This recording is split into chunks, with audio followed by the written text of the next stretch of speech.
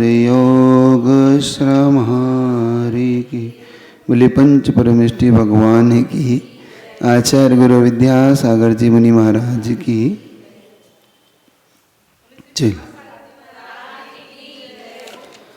अपना कल व्यवहार सम्यक दर्शन की चर्चा चल रही थी कि व्यवहार सम्यक दर्शन किस प्रकार से होता है।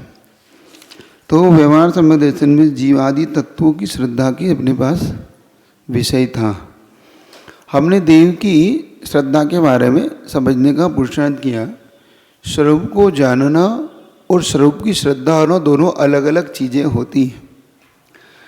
स्वरूप को जानकर भी श्रद्धा उत्पन्न हो जाए ये जरूरी नहीं। हो सकता है एक सम्यक दृष्टि से एक मिथ्या दृष्टि स्वरूप की बहुत अच्छी व्याख्या कर दे, करी भी देखी भी जाती। जैसे अभव्य जीव, अभव्य जीव 11 अंगों को प्राप्त कर लेता है लेकिन कभी सम्यक दृष्टि नहीं बनता, क्योंकि उसके अंदर सम्यक दर्शन उत्पत्ति की योग्यता नहीं आ पाती। उसके अंदर वो निमित्त का उपयोग नहीं कर पाता।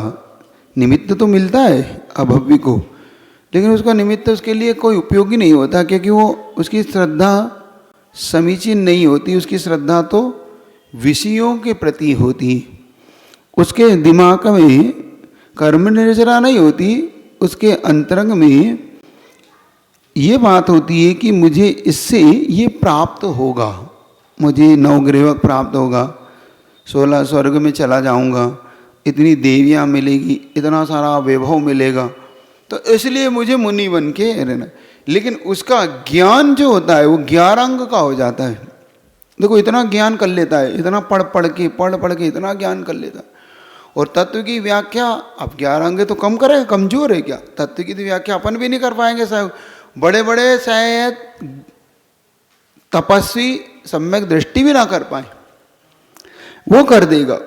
और उसके निमित्त से कहीं अभव्य से कहीं भव्य से भव्य तिर जाते हैं। अभव्य के निमित्त से कई भव्य लोग मुक्ति को प्राप्त कर लेते। उसका सुन के तत्व के विषय में कितनी बड़ी गजब की बात। तो यहाँ पर तत्व के स्वरूप को जानना और तत्व के स्वरूप की श्रद्धा होना दोनों ही भिन्न भिन्न विषय हैं। ये अपने को अच्छे से अपनी धारणा बनाना आप लोग कि दोनों एक नहीं है, दोनों के विषय ही अलग अलग हैं। ये तो गुरु पर कल अपन ने आस्था को पढ़ा ना कि अपन ने देव की आस्था समझ ली, लेकिन देव के स्वरूप को जानकर भी आस्था कब प्रकट हुई? जब अपनी जान पे आई ना।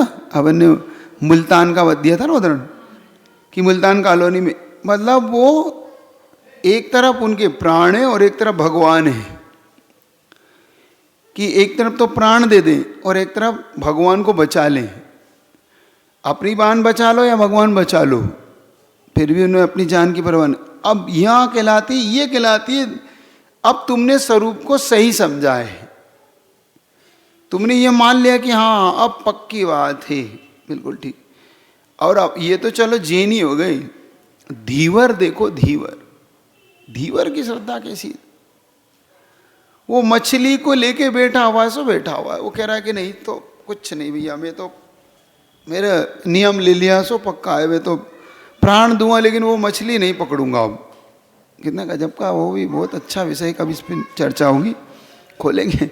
बहुत प्रिय विषय लगता है वो, सुन के ही एक आनंद भाता है। कितनी बार सुन लो, 100 बार सुनो तो भी अच्छी लगती है वो घटना, कुछ ना कुछ नया निकलता है। तो ये गुरु, अब देव के प्रति ऐसी, अब गुरु की श्रद्धा की चर्चा अपनी चल रही थी। गुरु की श्रद्धा क्या करना, कैसे करना गुरु पे श्रद्धा? तो गुरु के स्वरूप को समझने मात्र से श्रद्धा तो हो नहीं जाएगी, क्योंकि जैसे देव के स्वरूप समझने से श्रद्धा नहीं हुई। हाँ, स्वरूप के समझे बिना भी श्रद्धा नहीं होगी, ये भी बिल्कुल ठीक है। लेकिन स्वरूप समझने पे श्रद्धा हो ही जाए, सम्यक दृष्टि हो ही जाए, ये नियम नहीं है। जैसा भव्य स्वरूप समझता है लेकिन वो श्रद्धा नहीं करता, उस पर नहीं होती उसकी आस्था। जान लेता है वो नरक होते हैं, स्वर्ग होते हैं, देव वीतरागी होते हैं, लेकिन वो उसकी श्रद्धा नहीं बैठती। ऐसे ही गुरु पे श्रद्धा। अब गुरु पे श्रद्धा कब आएगी? जब हम गुरु के स्वरूप को जान लेंगे और जानने के बाद उस पर आस्था ले आएंगे। अब उसमें भी परीक्षा होती है, देखो उसमें भी कठिन परीक्षा हो जाती है। बहुत बार ऐसा हो जाता है कि अपन गुरु को मानते तो हैं, हाँ हाँ वीतरागी होते हैं, विषयों से आशा से दूर होते हैं, सब होते हैं, लेकिन जब कोई विषय ऐसा छिड़ जाए, आ जाए अपने सामने कि जाओ ऐसा भीषण गर्मी चल रही है, आप पूज्य गुरुदेव ऐसे बिहार कर रहे हैं मान लो, है ना, अब ऐसा महाराजपुर की तरफ से भी आप गुरु तो मान लिया, अब बिहार कराने ऐसा, अरे हाँ मैं बस की है। अब देखो गुरु की श्रद्धा कहाँ चली गई, कैसी कि अब कहाँ तो जान देने की बात आ रही और कहाँ भाई अपने बस की नहीं, गर्मी बहुत है, कोई करा लेगा जिसको कराना होगा, वो तो ठीक है, उनके पास बहुत ही कराने वाले, उनके उनके पुण्य से, उनके ऐसे साता की ऐसी प्रकृति है उनके पास है कि उनको किसी की जरूरत नहीं, तुम नहीं जाओ तो देवता आके कराते उनका विहार, वो भी ठीक है, लेकिन बात बता रहा हूं कि हमारी अंदर की श्रद्धा क्या। मान लो आर की बात आई,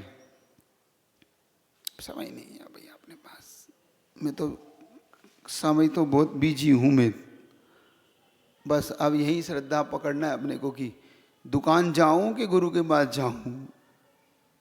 अब यहाँ सबसे भाई दुकान खोलना है, बिजनेस, उसी समय सीजन है और इसे गुरु आ गए, इसी समय सीजन है और इस समय गुरु है, तब पता पड़ती कि गुरु के प्रति कितनी श्रद्धा है। ठंड में और मतलब जब बरसात हो कुछ ना हो तब तो हाँ ये हमारा गुरु है, हाँ ठीक है तुम्हारा गुरु है, ठीक है मानते रहो तुम्हारा गुरु है।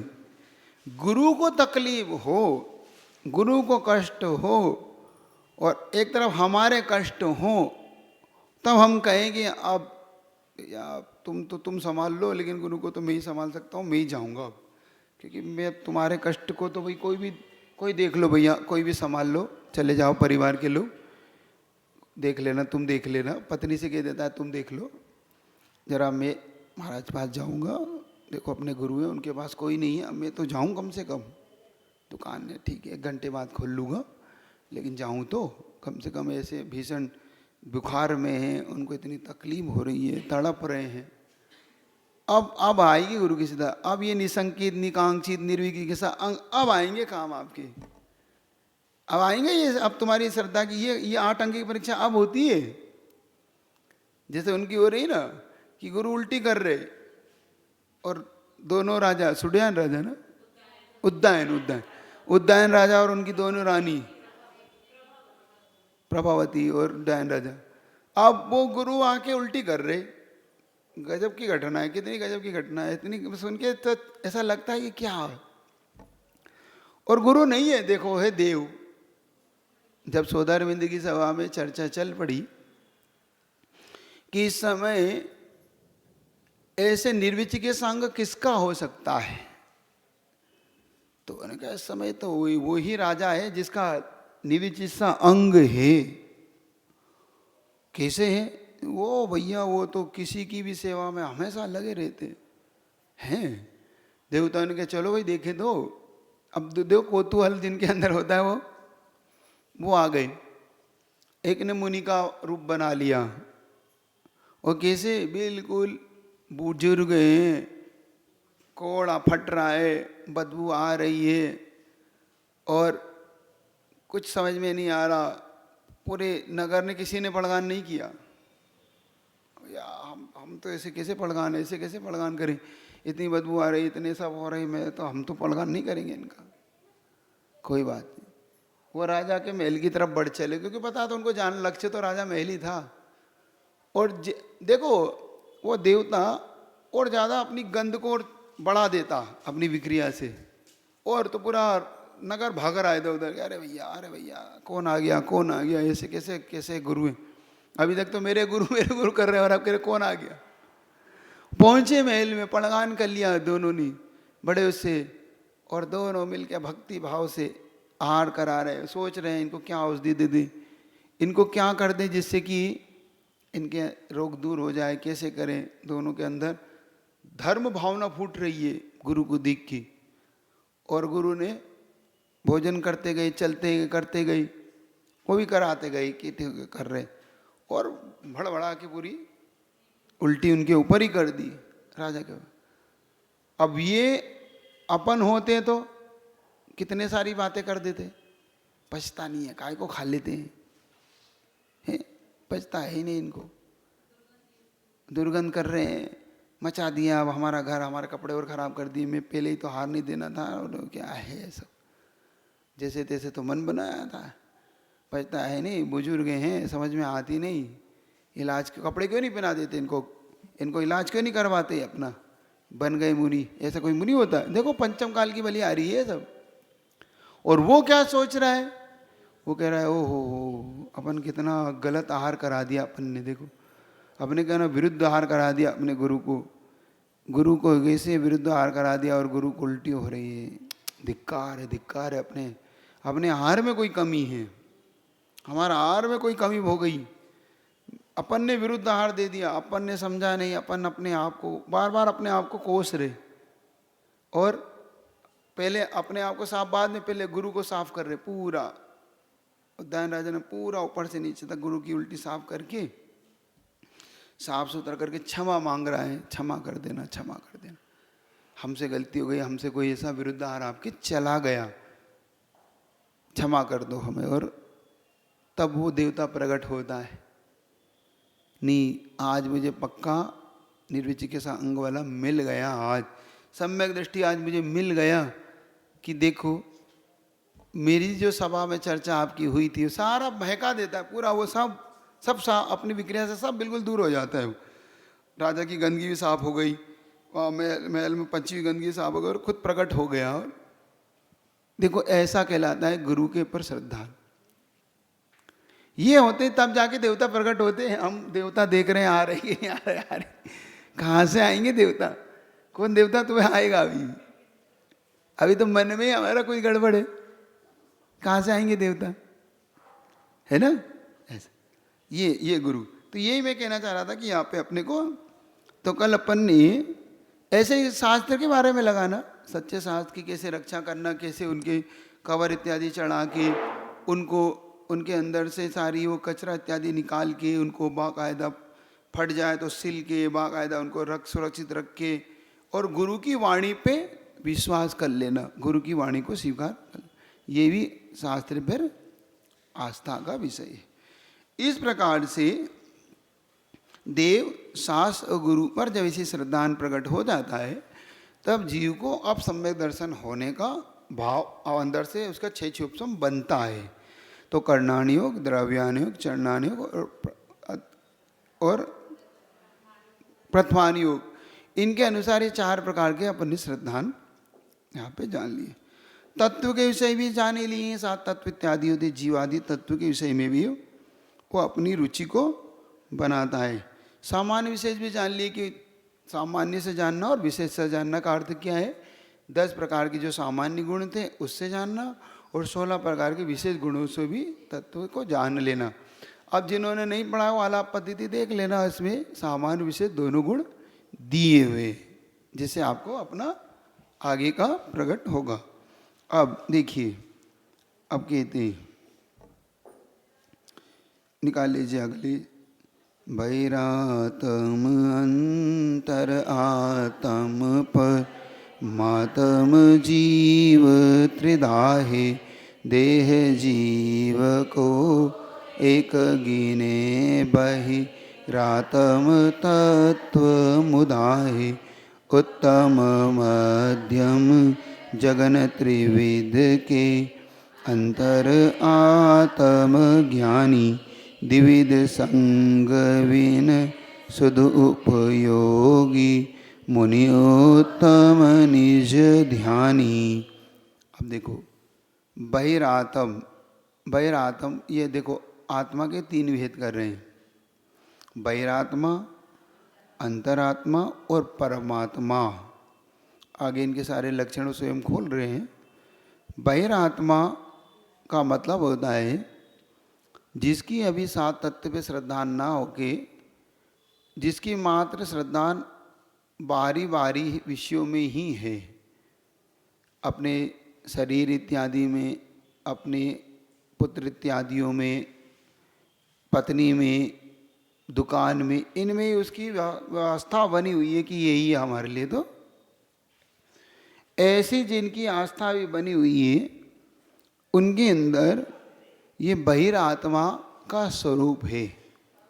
बहिरात्मा अपने आत्मा अंतरात्मा के नो नहीं जानकर बाहर बाहर ही रह जाता है वो। और फिर अंतरात्मा, फिर दूसरा कहा अंतरात्मा कैसा होता है, फिर कहा परमात्मा। तो बहिरात्मा, अंतरात्मा और परमात्मा। तो बहिरात्मा की कैसा, देह जीव को एक गिने, त्रिधा यानी तीन। तो देह जीव को एक गिने बहिरात्म तत्व मुधाए। तो किसको, देह और जीव को एक गिनता है। अपन पढ़ के आई है कि जो देह के उत्पन्न पे देह जीव का उत्पन्न मानता है और देह के नाश में जीव का नाश मानता है, तो वो एक गिन लेता है। तत्व मुधा मतलब तत्व के बारे में अज्ञानी है। मुधा मतलब अज्ञानी, मूर्ख है, अज्ञानी है। तो यहाँ पर अज्ञानी लेना कि जो तत्व को नहीं जानता, अतत्व में ही और तत्व को भेद नहीं करता, वो सिर्फ मात्र देह जीव और इत्यादि में ही आदि से सावरी शब्द लगा लेना, बहुत सारी चीज़ों में उसकी अज्ञानता बनी रहती है।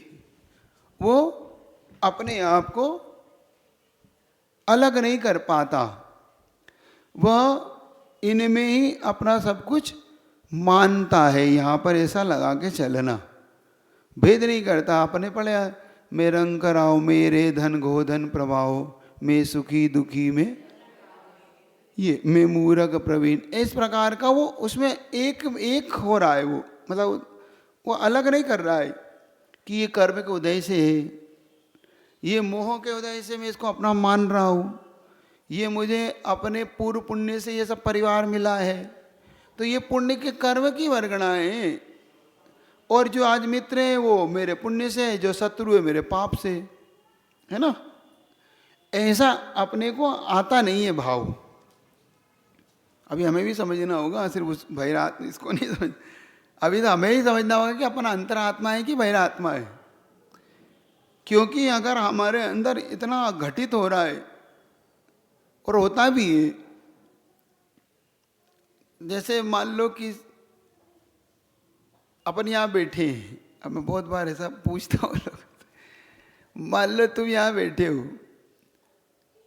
तो अचानक तुम्हें पता पड़ जाए कि भैया घर में चोरी हो गई। अब तुम यहाँ बैठो कि जाए क्या करें,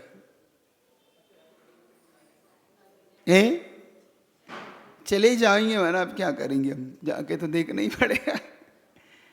अब ये तत्व में कितना श्रद्धा है इससे पता पड़ता है कि भैया मेरे पाप कर्म से हुई है, 2 मिनट अब बैठे ही हूँ, गुरु की शरण में आ ही गया हूँ, तो अब थोड़ा सा देरी से ही जाऊंगा। बैठ तो गए हूँ, अब हो गया सो तो हो ही गया, उसका तो मेरे हाथ में अब है ही नहीं।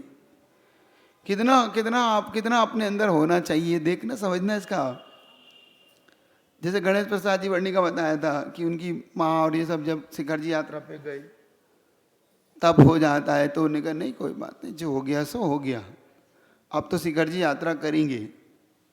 अब चोरी हो गई से तो लौटे थे कि वहीं चले गए थे? 15 दिन में लौटे। इतना अपने अंदर हो तो इतना संदेश तो हो। देखो मैं बताता हूँ, कभी कभी क्या होता है, देखो कैसे, हाँ ठीक है, अब अपने घुस तो गए हैं, सो बचा होगा, नहीं बचा होगा, मैं जब आऊँगा ऐसा तो कोई जो होगा सो होगा। लेकिन इतना विश्वास हो तब तो अंदर। एक घटना ऐसी घटी, हम लोग के पास उस समय आसाम तरफ से आते थे वो संयोग से गुरुदेव उस समय इधर जबलपुर या इस तरफ थे, रायपुर तरफ, इस तरह छत्तीसगढ़ में या कहीं थे वो। तो संयोग की बात थी कि उनके यहाँ जब वो गुरुदेव का दर्शन करने आए, और अकेले थे, वो महिला थी वो, एक्चुअली में वो अकेली थी, उनके पति का एक्सपायर हो गए और दोनों उनके बच्चे होंगे तो उनकी शादी विवाह और कुछ पड़ रहा होगा, ऐसे करके वो घर में अकेली रहती थी, ऊपर किराएदार रहते थे, ऐसे करके वो। तो वो यहाँ आए और संयोग से उनको दूसरे दिन फ़ोन आया कि आपके घर चोरी हो गई है, नीचे पूरा खुला पड़ा हुआ है और ऐसी ऐसी बात है, आप लौट के आ जाओ। उनके मैं महाराज पास हूँ, चोरी तो हो गई है। और ये भी तय था कि इसके बाद उनके पास कुछ नहीं है। ये भी उनको पता था कि जो कुछ है वहीं था, अब क्योंकि अब पति ये नहीं है और जो कुछ है ये ही है। अब साफ हो गया तो सब साफ है अब तो, हाँ जो घर है वही है बचा हुआ, बाकी तो सब साफ है, अब तो कुछ भी जीवन यापन का। तो उनके अंदर घबराहट थी कि अब मेरा जीवन कैसे चलेगा, बच्चों की शादी कैसी होगी, कैसे करूँगी अगर कुछ हो गया। कुछ नहीं, फिर भी उन्होंने गुरु जी से आशीर्वाद लिया कि गुरुदेव ऐसे ऐसा है। तो गुरु जी ने जो भी अपना ठीक ठीक, उनका मेरे को जाना है क्योंकि अब वो बुला ही रहे हैं बार बार और मेरे को 2 दिन लगे, क्योंकि आप शाम पहुँचे उनको 2 दिन, एक फ़्लाइट पहले दिल्ली जाएंगे फिर फ्लाइट से वहाँ जाएंगे, तो 1 दिन ऐसा ऐसा करके 2 दिन मुझे फिर भी लग ही जाएंगे। सब ने कहा हाँ ठीक है चले जाओ। वो गए, पहुँच गए, देखो वो घर पहुँच गई जी, देखा तो सब साफ, गई तो सब साफ, कुछ नहीं वहाँ पे, सब तिजोरियाँ खाली पड़ी हैं जो उनकी। और पुलिस वाले पूछ रहे हैं क्या था क्या नहीं था। अब क्या बताएं क्या था क्या नहीं था, क्योंकि ज़्यादा बता भी नहीं सकते थे। अब वो कुछ चीज़ें होती जिनके भाई होते ही नहीं, अपने पास लिखा पढ़ी नहीं होती, तो क्या बताएं। तो उन्होंने कहा हाँ ऐसा ऐसा ऐसा ऐसा था, ठीक है पुलिस वालों ने कहा। अब संयोग की बात देखना, हो गया पुण्यात्मा का कैसा पुण्य जागता है। जो किराएदार था उसने कहा कि आप थोड़ा ऊपर चलिए, मैं आपसे बात करना चाहता हूँ। गए तो उन्होंने अंदर से दरवाज़ा लगा के, तो पति पत्नी जो भी थे ऊपर वो किराएदार, उन्होंने दरवाज़ा लगाया और उन्होंने कहा भाभी जी क्षमा करना, ये सामान आप देख लो ये है कि नहीं आपका। नीचे सब साफ और ऊपर जैसा दे तो एक एक चीज़ पूरी उनके पास है, पूरी, सारा रुपया, सारे गहने, सारे पैसे, सारी चीज़ उनके पास है। तो उन्होंने कहा आपने ऐसा क्यों करा भाई, जवाब रखे नहीं, कितनी अच्छी इसकी देखो, ऊपर पुण्य जब होता है तो आपके पक्ष में कैसे चला जाता है। उन्होंने कहा हम इसलिए नहीं छोड़ना चाहते थे, हम जब पहुँचे क्योंकि पहले हमें पता पड़ा नीचे कुछ खटपट हो रही है, जब हम गए तो उसने पूरी तिजोरी खोल ली थी उसने, वो रख जो भी करने वाला उससे पहले हमने थोड़ा सा हल्ला मचाया कौन है नीचे कौन है, तो वो भागा सब छोड़ छाड़ के। जब वो छोड़ के भागा और क्योंकि ताले सब टूट गए थे तो हमें पुलिस को बुलाना ही पड़ता, तो हमने सबसे पहले इन सामान को समेट लिया क्योंकि हम जानते थे नहीं तो ये दूसरा खाएगा ये नहीं खाएगा तो कोई दूसरा खा जाएगा, चोर नहीं खा पाए तो दूसरा खा जाएगा और आपके हाथ में कुछ नहीं लगेगा, ये भी तय था। क्योंकि आप कहाँ से बता पाओगे और वो आप वो प्रूफ मांगेगा फलाना, आप कितने अदालत के चक्कर काटोगे।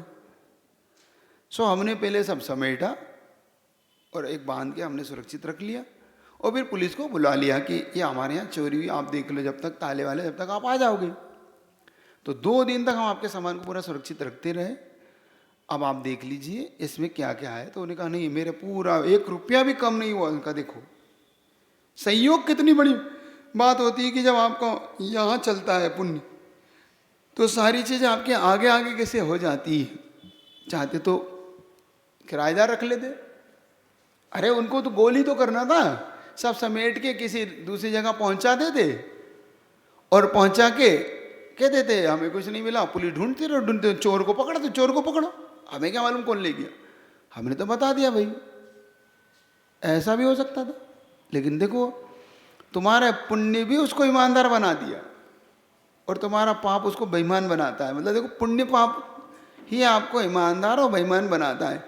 आपका जब पाप कर्म का उदय हो तो अच्छे अच्छे की नीयत भी डोल जाती है, रख लो भैया बाद में देखेंगे, अभी तो चीज़ है। पाप कर्म का उदय है ये आपका और तुम्हारा पुण्य का उदय हो तो कई वर्षों पुराना भी दे जाता है। वो भाई साहब वो बहुत पुराना था, ऐसे भी हमने देखे उन्होंने उस पर लाल लाइन फेर दी कि भाई अब 10 साल हो गए, देना वेना तो इसको कुछ है नहीं। तो उन्होंने ऐसे लाल गोले बना के उसको कटपिट कर दी और जमा कर लिए भाई खाते बन के सब जमा। तो 10 साल बाद वो उसका पुण्य जगा तो कहता है वो भाई साहब वो क्षमा करना, वो आपका पुराना हिसाब है, ये आप रख लो, ये तो आपके 3-4 भी लाख थे, वो आज मैं दे पा रहा हूँ, ये रख लो। कहा उसके पिताजी ने लिए थे, पिताजी चले गए, बेटे ने आके दिए, तो कौन क्यों दिए? पुण्य नहीं तो दिए। यही तत्व को समझना है अपने को। ये उदाहरण में इसलिए दे रहा हूं कि आप तत्व को समझो, आप पुण्य पाप को समझो, आप 7 तत्व की पहले बहिरात्मा मत बनो। बहुत जल्दी आप बहिरात्मा मत बनो, क्योंकि हम तत्व को नहीं समझेंगे तो बहिरात्मा, नियम से हम बहिरात्मा हो जाएंगे, क्योंकि हम दूसरे पे चले जाएंगे और दूसरे को जाते ही हम अपना स्वरूप खो देंगे, हमारा अंदर का सम्यक दर्शन खो बैठेंगे अपन। हमें ये तो हमारे बुद्धि में पहले यहाँ बिठाना होगा ये सब चीज़ें। ये तो देह जी, अब देह जी से सभी चीज़ लगाना, बाहर की भी वस्तु की भी, क्योंकि अभी बताया ना अपना टेम्परेचर, वो अजीव अचेतन वस्तु से भी हमारा ब्लड प्रेशर हाई लो हो रहा है। यहाँ बैठे बैठे ही अब वो चोरी हो गई, क्या हो रहा, कैसा हो रहा, क्या हो गया, क्या हो रहा होगा, क्या हो रहा होगा, अब क्या हो रहा होगा जो हो रहा होगा, अब क्या कर सकते हैं फिलहाल तो, अभी तो फिलहाल। क्योंकि जब उसकी घटना पढ़ते हैं ना में धनंजय सेठ की, तो उससे बड़ी घटना तो मुझे मिली ही नहीं कोई। धनंजय सेठ जैसी घटना तो गजब ही है। बेटा मरने को हो रहा है, पत्नी नाराज हो रही है और वो पूजा में लगे। तुम तो अचेतन पे घबरा रहे हो, अचेतन को पाने के लिए उतावले हो रहे हो और ऐसे हो रहे हो, चेतन की भी परवाह नहीं कर रहा धनंजय। कितनी गाढ़ श्रद्धा होगी, कितना आस्था, कितनी गहरी होगी उसकी, धनंजय की आस्था। पति करी पकड़ो इस बेटे को, तुम्हारा बहुत पूजा की पड़ी है तुम्हें, भगवान भगवान करते रहते हो, बचा लेगा तुम्हारा भगवान, ये लो तुम्हारा बेटा पड़ा है, संभालो इसको।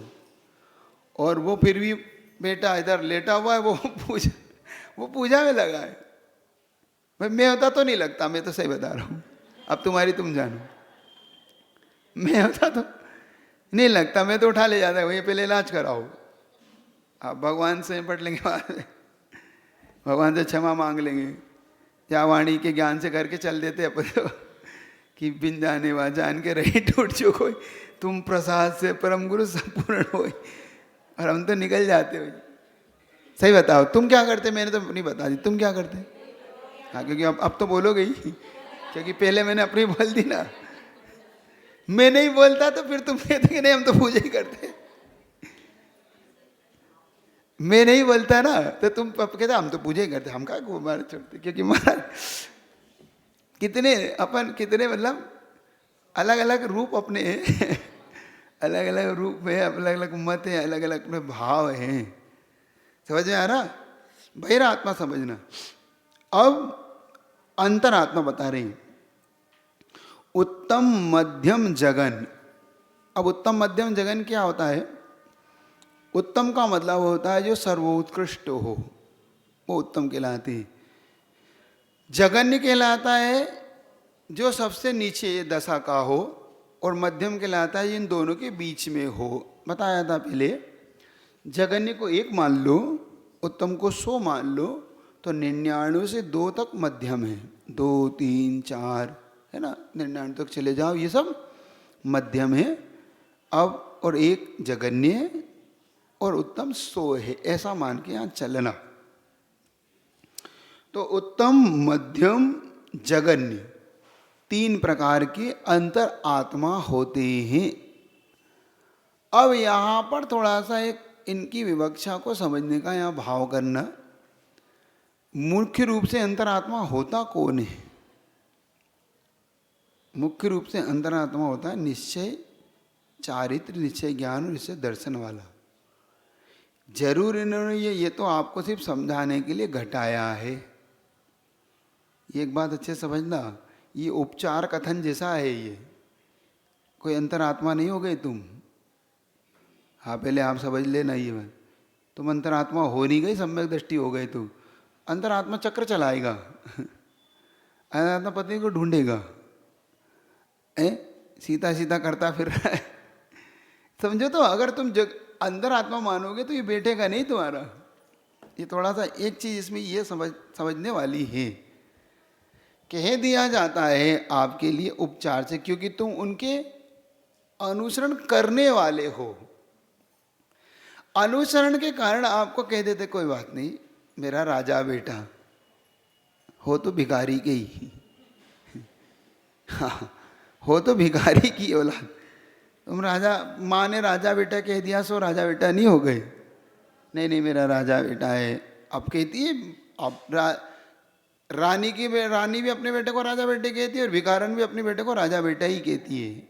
मेरा राजा बेटा है, तू तो राजा है। तो राजा नहीं हो जाते।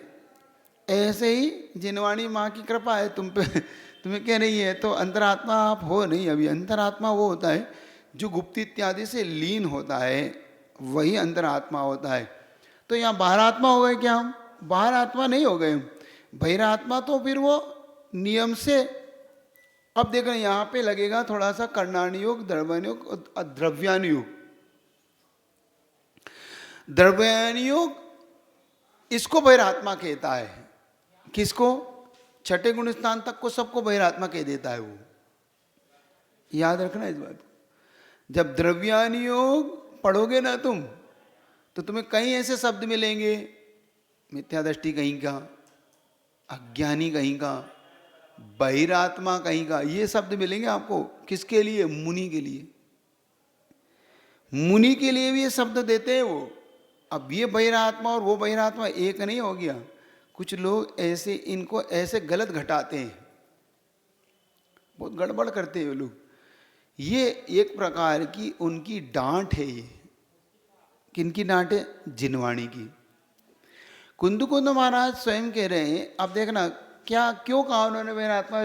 इसका प्रसंग यूं है, तुम्हारा शुद्धोपयोग का विषय है, तुम आत्मा में लीन रहो, तुम सिर्फ अपनी आत्मा की अनुभूति करो, सिर्फ इन चीज़ों में मत पड़ो, किसी भी प्रकार की बाहरी क्रियाकलाप में पड़ो ही मत,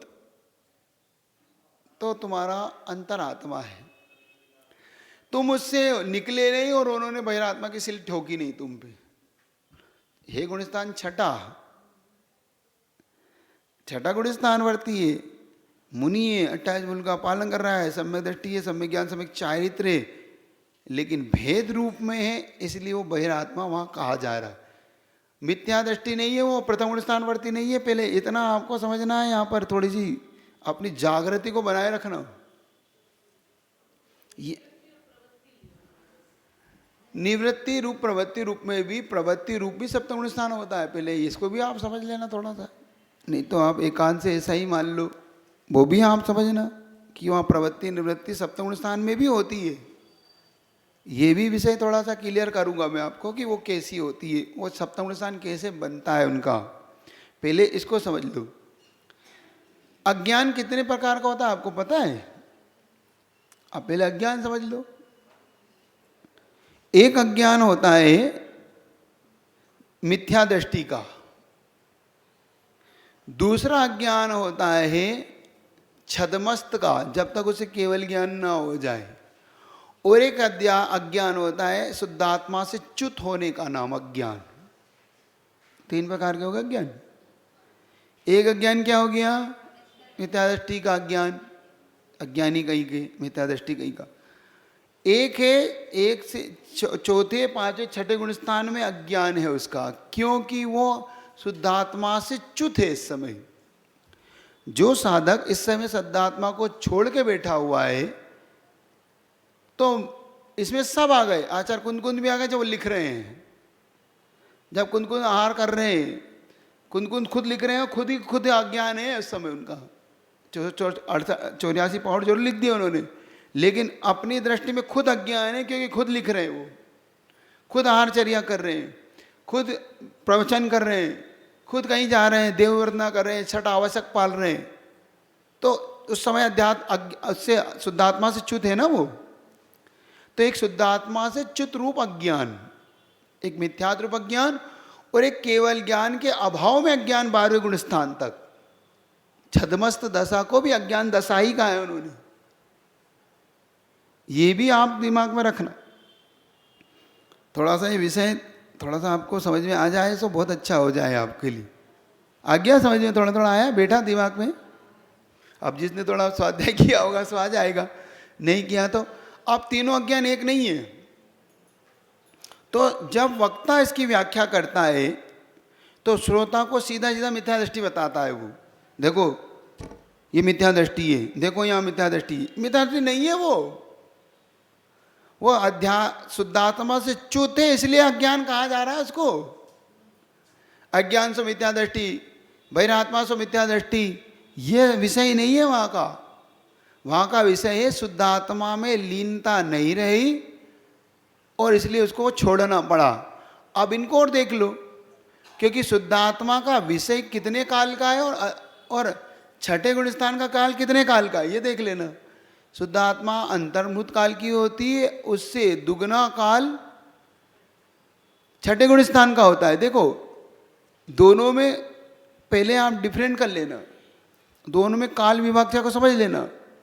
इसका काल इससे कितना है, तो अप्रमत्त से प्रमत्त का काल दुगना है। अब दुगना काल है दोनों से, अप्रमत्त रहेगा उससे दुगना काल प्रमत्त का है। प्रमत्त यानी प्रमाद, अप्रमत्त यानी अप्रमाद, प्रमाद से रहित। विषय टाइट तो नहीं हो ना? पीछे वाला जो पहली बार सुन रहे हो वो सुनते चलो, थोड़ी थोड़ी धारणा आपकी बनेगी इससे। आपकी धारणा मतलब प्रमत्त मतलब छठा गुण स्थान, अप्र मतलब सातवां गुण स्थान। चलो और इसको और सरल कर देता हूँ। मुनि महाराज जब सातवें गुण स्थान में हो तो अप्रमत्त हैं और छठे गुण स्थान में है सो प्रमत्त हैं। बस ये है प्रमत्त अप्रमत्त है। अप्रमत्त जो प्रमाद से रहित, प्रमाद 15 होते ना, 4 विगता, 4 कसाय, 5 इंद्री, स्नेह और निद्रा, ऐसे 15 प्रमाद होते। इनमें से कोई एक प्रमाद के उदय में जब वो सप्तम गुण स्थान से च्युत होकर छठे गुण स्थान में आते उसका नाम है प्रमाद दशा। और जब अप्रमत्त होके सप्तम गुण स्थान में जाते हैं, इनमें से कोई भी एक प्रमाद उनका ना हो, उसको बोलते अप्रमत्त दशा। प्रमत्त अप्रमत्त दशा आप आ गई समझ में आपको? ये तो वहां पर जो शुद्धात्मा से जो उसका छूटा है उसी का नाम ही उसका अप्रमत्त मतलब अज्ञान है, उसको ही मिथ्या दृष्टि कहा है, उसी को ही उन्होंने बहिर आत्मा कहा है अध्यात्म के अंदर।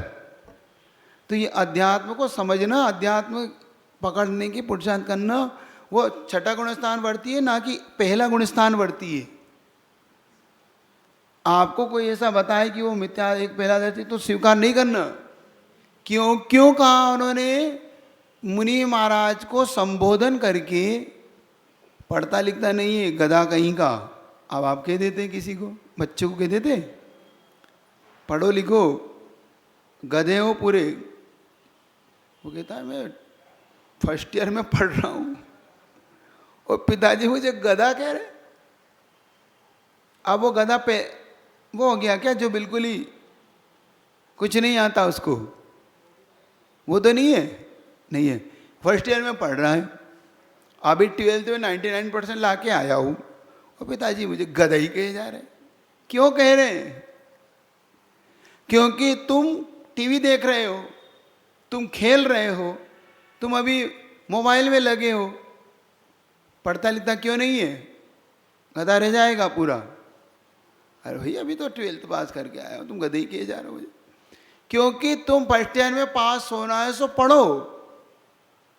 12th के डिवीजन से तुम्हारा फर्स्ट ईयर का डिवीजन नहीं बनेगा, पढ़ने से डिवीजन बनेगा। इसलिए तुम अध्ययन करो और अध्ययन करके अपने आप को पढ़ाई में लगा के अच्छे एग्जाम दे के पास हो जाओ।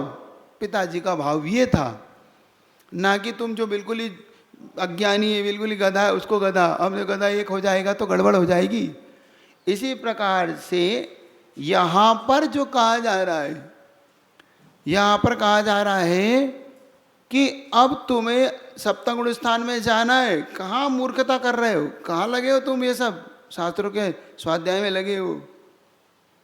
कहाँ तो स्वाध्याय परम तप और कहाँ कह रहे अज्ञानी कहीं के। अब देखो कितना कितना विरोधाभास है, और इसी का नाम अनेकांत है। एक तरफ कहा स्वाध्याय परम तपः, एक तरफ कहा स्वाध्याय कर रहा है सो अज्ञानी है। गजब हो गया, भगवान तुम्हारी जय हो जाए।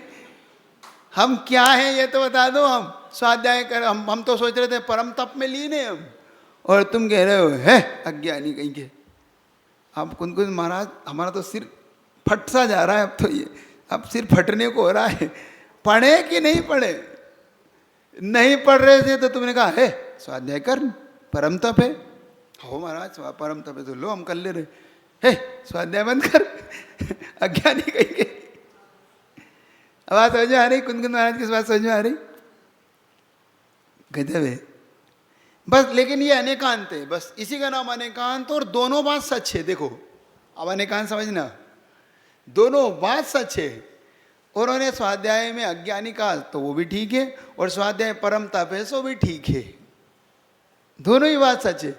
अब कोई अपने से कह दे बेवकूफ बना रहे हो, घुमा रहे हो महाराज तुम हमें, अब हमें घुमा रहे हो आप। दोनों सच नहीं हो सकती, कोई एक बात सच हो सकती है। तो स्वाध्याय परम तप सच हो सकता है, या स्वाध्याय करने वाला अज्ञान नहीं। जब हम कर्णानियों को पढ़ेंगे, जब तत्वार्थ पढ़ेंगे तो स्वाध्याय परम तप है, और जब हम द्रव्यानुयोग को पढ़ेंगे तो भी स्वाध्याय हमारे लिए अज्ञान है। सो दो उपयोगी ज्ञान है।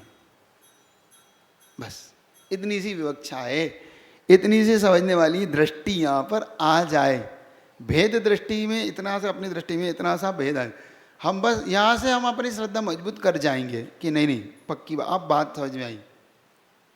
समझ अब आप तो आ गई नहीं आई। कोई आपको कह देगा कि ये मिथ्या दृष्टि तो मान लोगे? नहीं मानना। क्यों नहीं मानना? इसलिए नहीं मानना, ये तो जिनवाणी माँ की डांट है। जैसे माँ अपने बच्चे को डांटती है, ऐसे जिनवाणी माँ आपके बेटे तो हम ही हैं। मुनि महाराज उनके बेटे हैं, तो मुनि महाराज को डांट लगाती है माँ अपनी। माँ डांट लगाती है, क्या करता रहता है, सामयिक नहीं करता, ध्यान नहीं करता, तू पास होना चाहता है कि नहीं, तू मुक्ति चाहता है कि नहीं। माँ तो डांटती है, पढ़ना है भाई, तू डिवीजन ला, कैसे करेगा आगे तू, तो पढ़ लिख, कहाँ मोबाइल में लगा। तो ऐसी माँ जिनवाणी माँ करी, कहाँ स्वाध्याय में लगा है तू मुक्ति चाहता है कि नहीं, चाहता है तो फिर बैठ जा, ध्यान में बैठ जा, सब छोड़। इससे थोड़ी मुक्ति मिलेगी तुझे, इसके बिना भी नहीं मिलेगी। अब वो कहता है बेटा इसके बिना भी कहाँ मिलेगी, तो पढ़ तो लिया और कितना पढ़ेगा। आचार्य जी ने एक सूत्र दिया, स्वाध्याय का वर्ग प्रयोग काल हो। स्वाध्याय का वर्ग प्रयोग काल हो। समझ गए? अब मतलब अगर स्वाध्याय 2 घंटे हैं तो प्रैक्टिकल 4 घंटे करो। है थ्योरी में तो 1 घंटे में पढ़ा के टीचर चला जाता है, अब वो नीचे चला जाता है प्रैक्टिकल करने, अब उसमें घंटों लग जाते हैं, कहीं कहीं तो दिन गुजर जाते हैं उसके। ये जो पढ़ाया है थ्योरी में वो वैसा नीचे घट रहा कि नहीं, वो मिलाता रहता है, केमिकल मिला के देखता रहता है। अभी तो वो आया ही नहीं, फिर देखता है, फिर मिलाता है, गलत मिल गया फिर सही करता है, फिर मिलाता, फिर प्रयोग में जैसे सफल होता है तो उसकी तो एकदम से ऐसा लगता है उसे क्या प्राप्त हो गया। ऐसा आनंद आता है उसको, ऐसा आनंद आता है जब ऐसा बताते किसी वैज्ञानिक के बारे में कि वैज्ञानिक बहुत दिन से वो शोध में लगा हुआ था, वो सूत्र उसका बैठ नहीं रहा था, स्नान कर रहा था एक दिन वो स्नान करते करते उसको वो सूत्र बैठ गया और वो भागा, उन कुछ नहीं कपड़े पहना, मतलब वो दिगंबर ही भागा वो तो लोग कह रहे क्या हो गया। अब उसको बिल्कुल भी ज्ञान नहीं कि मैंने कपड़े पहने के नहीं, बस मिल गया हो गया आ गया है ना, ऐसा है ना। कौन थे अवैज्ञानिक? अब वो आप गूगल बाबा से पूछो। हाँ, तो ये हो जाता है। आप देखो, समझ रहे हो?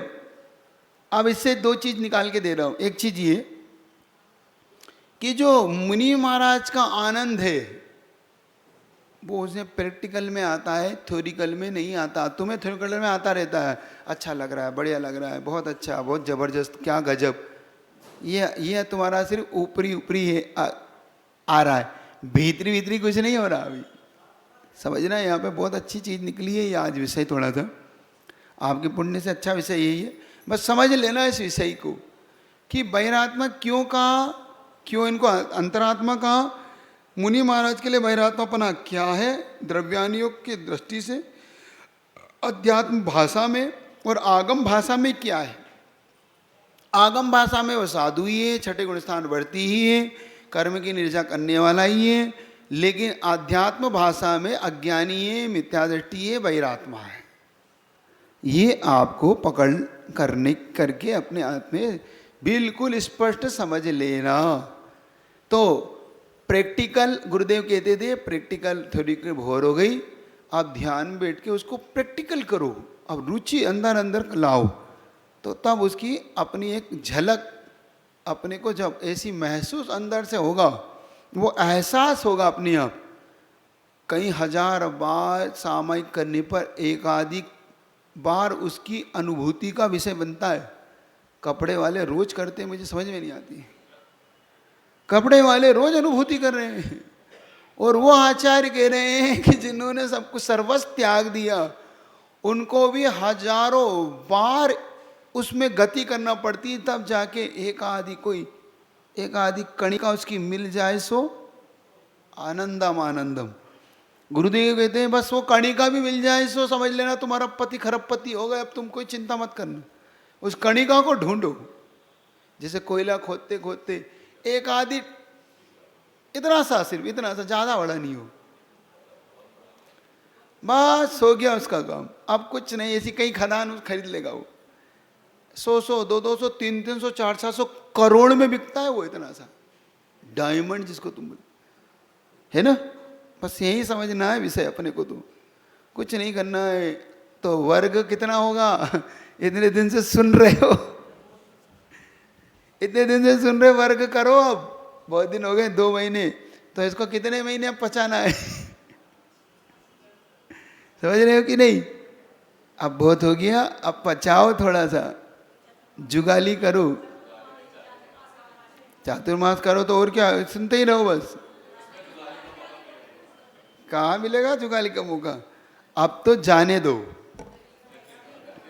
अब तो जाने दो उनको कि भैया महाराज अब बरसात भी होने लगी और गुरुदेव का विहार हो ही गया है।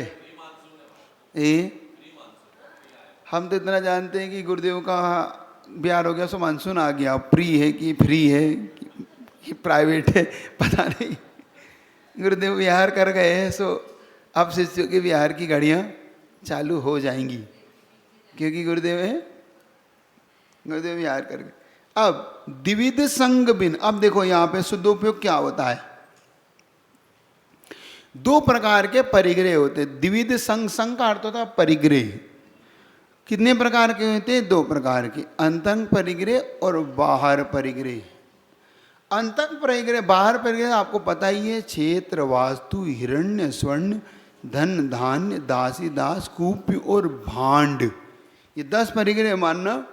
कभी कभी सूत्र में 9 परिग्रह है, उन्होंने भांड शब्द नहीं दिया, तो ये भांड का अर्थ होता है बर्तन, कूप्य का अर्थ होता है कपड़े।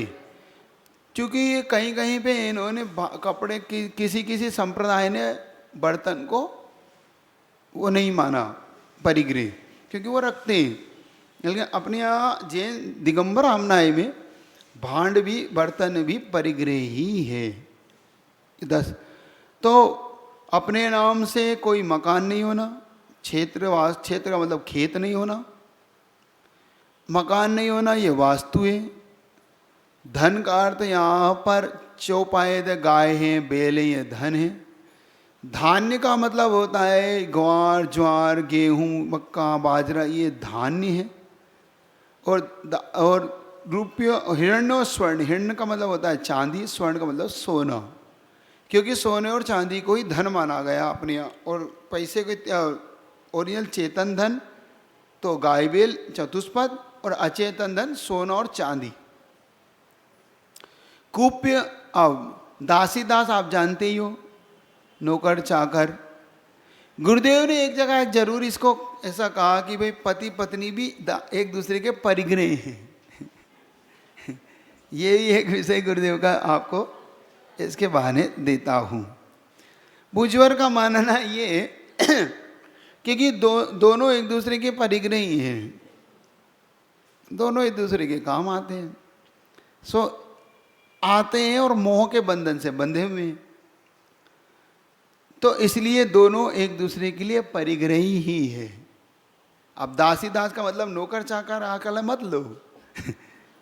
तुम भी दासी दास नहीं हो, है एक दूसरे के लिए आप काम आते हैं, सब काम करते हैं, वो अपने काम आए, वो अपने लिए कुछ करते हैं, हम उनके लिए कुछ करते हैं, तो एक दूसरे के काम आते हैं। अब वो एक लोक व्यवहार में भले ही तुम भाई ठीक है एक रिश्ते से बंधे हुए हो तो आप कह देते हो, लेकिन पूजवर का तो यही कहना कि ये भी एक प्रकार का परिग्रह ही है कि उसके छोड़े बिना भी आप परिग्रह से रहते होते ऐसा। और कुप्य मतलब कपड़ा, भांड मतलब बर्तन, इस प्रकार से बाहर के 10 परिग्रह होते हैं। अंतरंग के 10 परिग्रह होते हैं। नो कसाय, हास्य, रति, अरति, शोक, भय, जुगुप्सा, स्त्रीवेद, पुरुषवेद और नपुंसकवेद।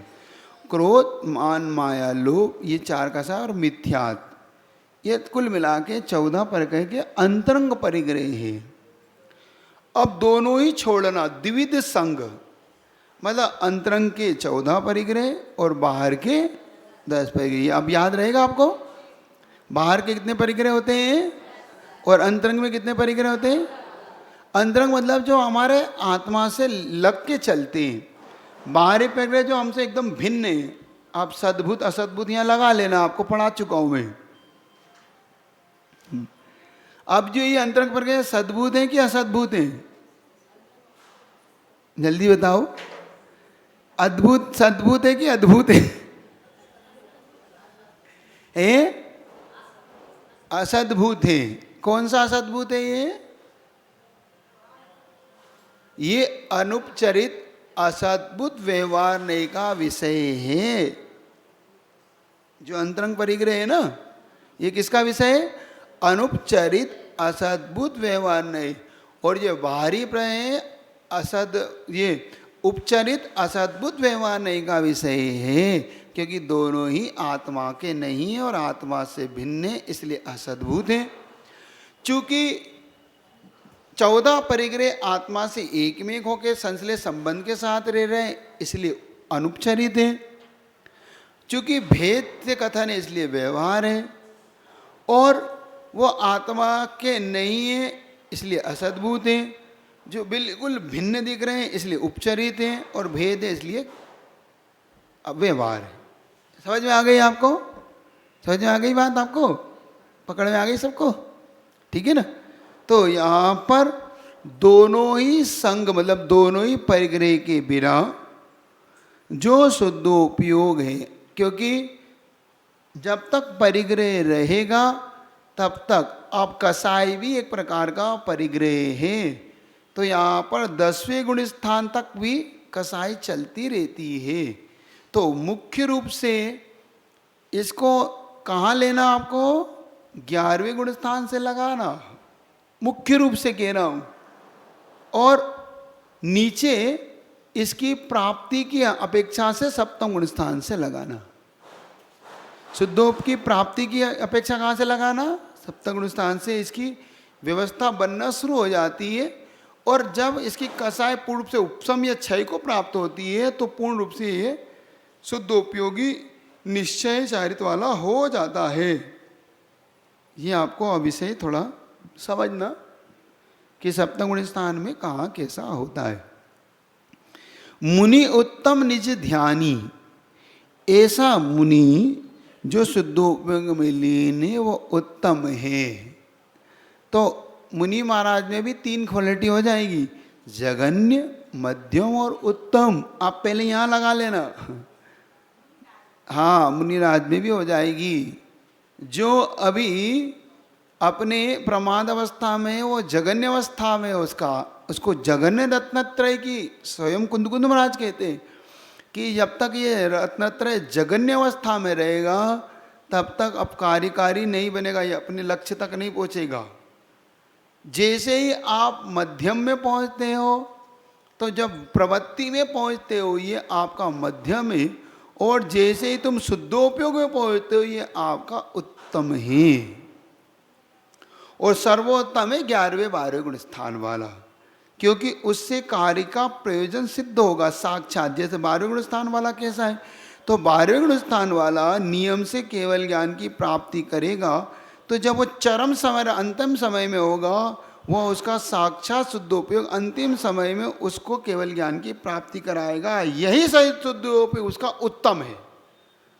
जो सबसे उत्तम कौन सा है, 12वें गुण स्थान के अंतिम समय जो शुद्धोपयोग है, जो उसे केवल ज्ञान को प्रकट कराएगा, ये सर्वोत्तम केवल ज्ञान उत्तम उसका शुद्धोपयोग है। यही निश्चय सर्वोत्तम चारित्र है उसका, निश्चय चारित्र जिसको बोलते हैं। ये थोड़ा सा विषय को पकड़ लेना तो थोड़ा आपको समझ में आ जाएगा, है ना। तो मुनि उत्तम निज ध्यानी जो अपनी आत्मा में लीन है, तो यहाँ पर निचली दशा में जब हम कहेंगे तो इनको उत्तम मानेंगे। जब सप्तगुण स्थान में अपनी आत्मा में शुद्धोपयोग में सामायिक में ध्यान में 3 गुप्ती से लीन है, और जब वो पढ़ा रहे हैं लिख रहे हैं लिखा रहे हैं तो जगन्य मध्यम अवस्था की भूमिका में अपने लगे हुए हैं। इतना ये भी आपको समझ लेना। निवृत्ति प्रवृत्ति पर चलेगा। इस प्रकार से रत्नत्रय में इस प्रकार का भेद अपन ने गुणस्थान को जान लिया। अब 14 गुणस्थान होते हैं, इसको भी थोड़ा आप समझना हो तो समझ लेना, थोड़ा सा बहुत अच्छा विषय निकल सकता है इससे। कि पहला और दूसरा गुणस्थान और तीसरी गुणस्थान ये बहिरात्मा ही है। पहले गुणस्थान वाला, दूसरे गुणस्थान वाला और तीसरे गुणस्थान वाला बहिरात्मा है। क्यों? मुनियों के लिए तो व्यवस्था बता दी मैंने। जैसे फैकल्टी होती है ना भाई, जैसे कॉलेज में पढ़ते हुए भी कोई सेकंड आता है, कोई फर्स्ट आता है, लेकिन छात्र तो कॉलेज का ही है। इसका मतलब थोड़ी कि फर्स्ट नीचे आ जाएगा, मैं इसका आधा आपका 10th का 12th का छात्र ही हो जाएगा, वो उसका छात्र तो कॉलेज का ही है। ऐसे ही मुनि महाराज हैं तो छठम गुणस्थान गुणस्थान वाले हैं तो उत्तम ही, लेकिन जब ये अलग अलग भूमिका में होते हैं तो इनको भी हम उत्तम मध्यम जगन्य ऐसे बना सकते हैं। ये आशय है यहाँ पर। ये जगन्य से ये नहीं लेना जो यहाँ पर जगन्य कह दिया, बहिरात्मा ये नहीं लेना। वो बता दिया बहिरात्मा किस अपेक्षा से कहा उन्होंने, वो भी मैंने विवक्षा यहाँ पे खोल दी आपकी। विषय को थोड़ा सा समझना, तब विषय आपकी पकड़ में बैठ पाएगा। थोड़ा विषय समझने वाला है तब। हाँ, जैसे लेवल पे अपन बना लेते हैं। आप जब कोई एक लेवल पे पहुंच जाते हो तो उस लेवल तक आ जाते हो। अब आप शोध छात्र हो गए, मतलब आपका पीजी का विषय हो गया, आपने ग्रेजुएशन कर ली, आप ग्रेजुएट हो गए, अब पीजी के छात्र हो गए। तो पीजी के छात्र में कम अब आपका तुलना हो रही है कि भाई अब पीजी के छात्र ये सेकंड आया, फर्स्ट आया, डिवीजन आया, मेरिट लेवल पे आया, भाई इंडिया लेवल पे आया, आप विश्व लेवल पे आया है, इंटरनेशनल लेवल पे आया, तो उसके अलग अलग लेवल लग गए वहाँ पे उसके। लेकिन है तो पीजी का छात्र। ऐसे ही मुनि महाराज हैं, उत्तम मध्यम जगन्य ऐसे बना लेना, यूँ कहने का आशय है, ना कि आप जगन्य चले जाओ, ऐसा नहीं मानना। इसको विषय को समझ आपके भी बना लेना। जैसे ही आप चौथे गुण स्थान में होते हैं तो चौथे गुण स्थान में कोई अच्छा त्याग के साथ रह रहा है, लेकिन प्रतिमा नहीं ले रहा है, लेकिन अपने रात्रि भोजन छोड़ता है, 4 प्रकार का आहार छोड़ता है, अपने संतोष भाव से रहता है, अपने प्रति कोई किसी के प्रति राग द्वेष नहीं करता है, अपना जो जितना है उसमें अपना कमा लिया, खा लिया, रख लिया, कोई ज़्यादा लालच लोभ में नहीं पड़ता, तो ये उत्तम कहला जाता है आपके इसमें। बहुत अच्छा है। और एक सम्यक दृष्टि है और थोड़ा सा अब राग द्वेष कर लेता है, थोड़ा सा अपने परिवार के प्रति भी उसका लगाव हो जाता है, तो थोड़ा सा धन के प्रति आसक्ति हो गई उसकी, तो आप कहते तो यार बिल्कुल ही है तो सम्यक दृष्टि, लेकिन कंजूस सही जंगल नहीं है, बिल्कुल कहने दे कि नहीं। बाकी को आप मध्यम भी यार ठीक ठाक है, थोड़ा धन के प्रति भी हो, थोड़ा दान के प्रति भी इनका भाव अच्छा है, ठीक ठाक है, ऐसी कोई बात नहीं। लेकिन निर्मोही तो वही है भैया, उनका जैसा तो निर्मोह देखा नहीं। प्रतिमा भले ही नहीं है इनकी, लेकिन गजब का है, लगता है कि प्रतिमाधारी ही है ये, लेकिन जब तक संकल्प नहीं करता तब तक वो अविरत रह जाता है। ये कहने का आशय मेरा है, ऐसा है, लेकिन लेबल उसका बनाना ऐसा। तो पहले से दूसरे तीसरे गुण स्थान में बहिरात्मा, चौथे में जगन्य अंतरात्मा, पांचवें से छठे गुण स्थान में मध्यम जगन्नात्मा अंतरात्मा, और सप्तम गुण स्थान में वो फिर अब यहाँ से लेके 11वें 12वें गुण स्थान तक उत्तम अंतरात्मा वाला विषय बनता जाएगा। ये इस प्रकार से तो थोड़ा थोड़ा आप चलते चलेंगे। कल आपका विषय, कल आपको सीखना हो तो गुण स्थान का विषय अपन खोल देंगे, ठीक है ना। इसमें अब एक चीज़ इसकी कल ही खोल देंगे, क्योंकि अब आपका समय करीब करीब हो रहा है, 1 आध मिनट बचा है। इसको फिर भी इसको पढ़ लेते हैं थोड़ी सी गाथा को। मध्यम अंतर आत्म है जे, देशव्रति अनगारी, जगन कहे अविरत समदृष्टि, तीनों शिव मगचारी, सकल निकल परमात्म द्विविध, तिनमें घाति निवारी, श्री अरिहंत सकल परमात्म, लोकालोक निहारी। इसकी कल खोल देंगे। और कल आप अगर सुनना हो तो गुण स्थान के बारे में आपकी अगर रुचि हो तो थोड़ा गुण स्थान को बहुत अच्छा विषय है गुण स्थान का। तो कल इसको सुनने के लिए सुनो।